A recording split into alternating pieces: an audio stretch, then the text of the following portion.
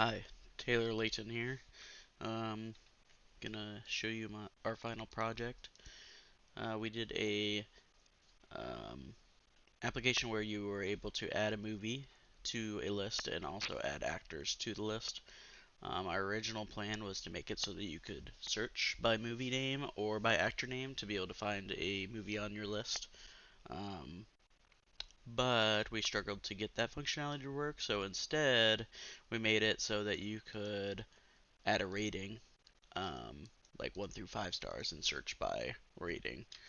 So let's add a movie here. Star Wars. Or let's do, yeah, that might already be there. Empire Strikes Back.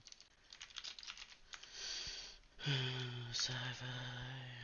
Let's see. Just a random date, 5 stars. And you can also check whether it's finished or not. So that way you know if you had watched it or not, the user had watched it or not. So we already got some movies in there. And then you also have an actors column. So if you want to add actors, you go to add actor. We can do um, Billy Bob, age 44, and we can put him in a movie such as Zoo, whatever that is. I just added some random thing. So now we have these actors here. Um, when we go back, we can view all movies, and the actor will be in there. You can also add multiple actors if you want to as well. So we also have ratings: 5 stars, 3 stars, 5 stars. So if you go to um, great movies rating 4 and above, you should see just these two. And if you go to 3 and below, you will see this one. Um, and then we also did a randomizer. So every time if you press movie picker, it'll be different every time, or it'll randomize it. So yeah, you'll see it's changing.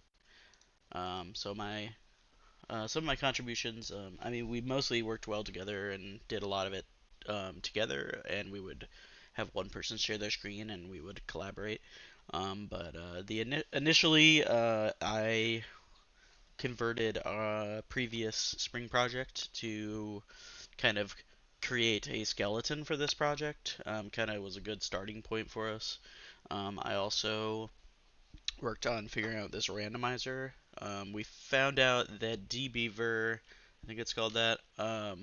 Two of us were using dbeaver and two of us were using MySQL, and it so dbeaver doesn't or resets the ID number, and MySQL just continues to increment it as you add stuff. It doesn't let you reset the ID number.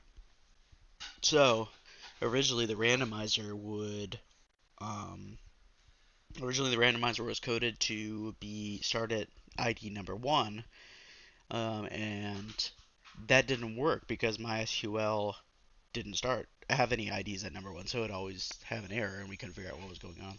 So I ended up changing it so that it pulls um, all of them from all the movies that are available, and from the IDs that are available, and then would randomize it that way instead.